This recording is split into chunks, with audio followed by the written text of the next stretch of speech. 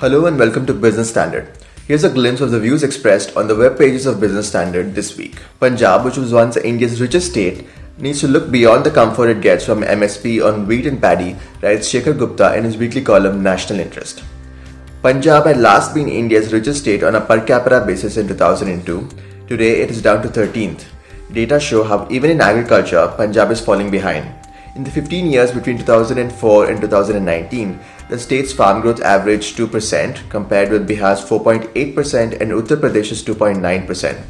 For sure, MSP and subsidies should continue for many years, but Punjab needs to rediscover its entrepreneurial impulse, Gupta writes. Instead of limiting its ask to MSP, it should seek more freedom to use its lands. Even Haryana has opened up more in that area, especially letting its farmers rent their lands for logistics and godowns. Punjab and its farmers need economic freedom and liberty of land use, not the wheat paddy MSP comfort, Gupta concludes. A.K. Bhattacharya explores the historical precedent for budgets presented after a contraction in the economy in a column for Business Standard. Only on 3 occasions in India since the 1960s, a finance minister had to present a budget against the backdrop of a contraction. A quick review of the 3 budgets leaves us with a few takeaways, Bhattacharya says.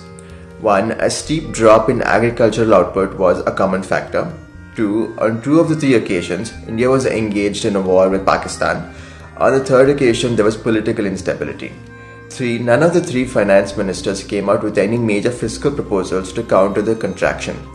Those contractions are not comparable to the one we have now, and if Nirmala Sitharaman does indeed present a never-before-like budget, she would create a new benchmark for post-contraction budgets, Bhattacharya writes. In his column in Business Standard this week, T.N. Nayanan takes a look at what unicorns coming of age means for big business and retail investors. According to him, the question is India's startup tech sector coming of age can be interpreted in 4 ways. Valuation, India standing in global unicorn rankings, whether unicorns are becoming real businesses with large employee strength and significant revenue, and lastly, profitability. Nayanan says that the combined value of all 37 unicorns is still only about 5% of India's total stock market valuation. The bigger unicorns are notching up only halfway CS numbers, and big investors are from overseas.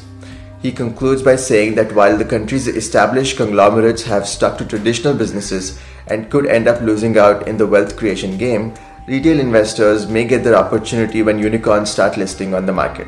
Shankar Acharya gives us a look at the silver linings that temper the grim legacy of 2020 in a column for Business Standard. In the US, democracy extracted accountability for bad governance, with Trump losing to Biden, Acharya says. Trump's claims of election fraud were thrown out in over 60 different court cases.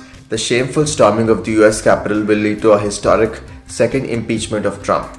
Globally, the new vaccines launched by Pfizer, Moderna, Oxford AstraZeneca, Bharat Biotech, and companies in Russia and China over the past few weeks bode well for 2021. In India, the declining trends over the past quarter in the number of new COVID infections and deaths is very heartening. And GDP growth in the second half had climbed back to almost zero after the first quarter plunge of 24%.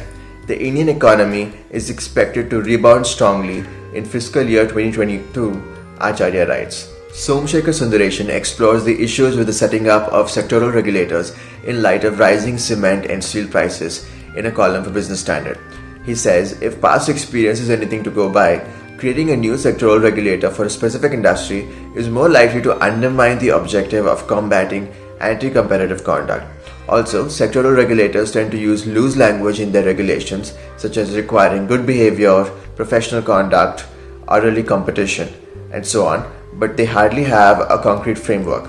Besides, when the Competition Commission of India gets involved in enforcing competition law, the regulated entities simply have to argue that the sectoral regulator must first deal with the issue. This often leads to a face-off between the Competition Commission of India and the sectoral regulator, while the alleged violative conduct can continue, transform, and take newer forms as well, Sundaresan writes. Mahesh Vyas, in his weekly column for Business Standard, takes a hard look at the government's prediction that the economy would recover in the second half of the current fiscal year. Real GDP shrank by nearly 16% in the first half, year on year. The government does not expect the real GDP to shrink in the second half in a similar fashion. However, jobs data available till the third quarter does not support such optimism, Vyas writes. Nearly 15 million less people were employed in December 2020 compared to before the lockdown. Those who lost jobs were concentrated in urban regions, among women, among younger workers and graduates and salaried workers. By December 2020, India's workforce had not only declined quantitatively but also worsened qualitatively. Given the job situation, the party rejoicing a quick V-shaped recovery is dancing on thin ice, Vyas concludes. The bird flu outbreak is neither new nor unfamiliar and should not be treated like coronavirus, says a Business Standard editorial. The lockdown of wholesale chicken markets and curbs on the movement of poultry products in several states smack of anti-COVID-19 action. Such steps would cripple the poultry industry. Bird flu rarely gets transmitted to human beings. Only the workers handling infected birds without the needed protection can get it. In India, there has been no case of human infection of this virus. A distinct feature of the current episode of bird flu is that it's largely confined to wild birds.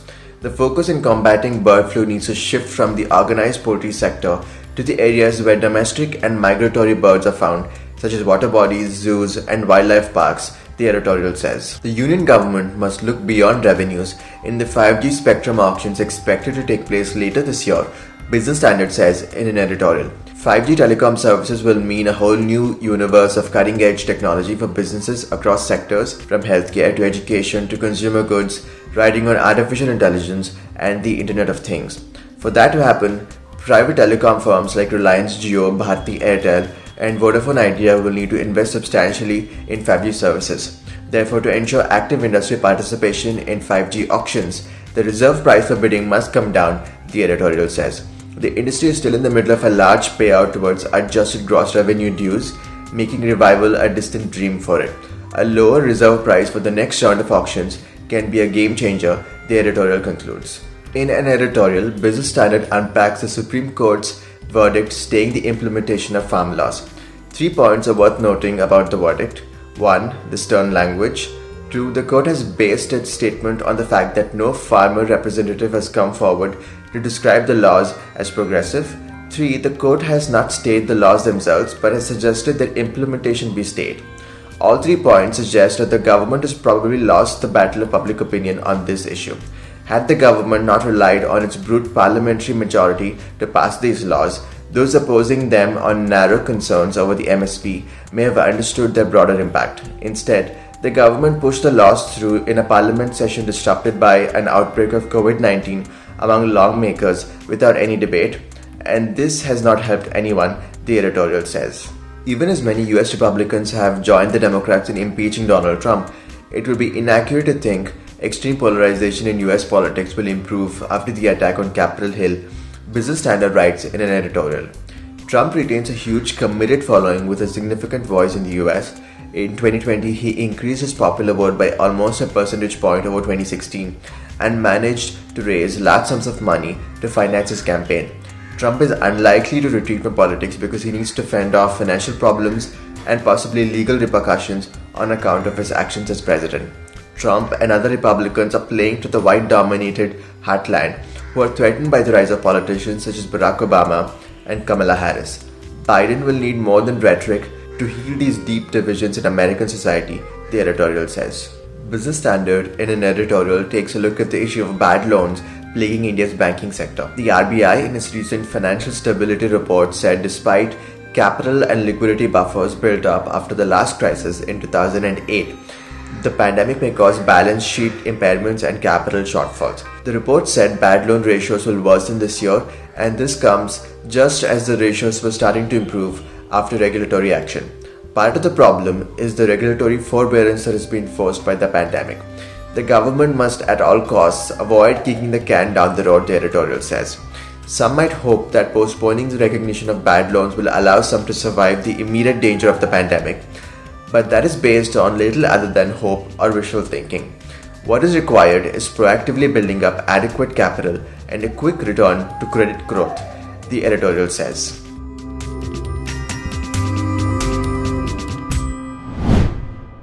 If you like this video, share it and subscribe to Business Standard. For more news, views and insights, log on to www.business-standard.com. Do also follow us on YouTube, Twitter, Facebook, Instagram, Telegram and LinkedIn.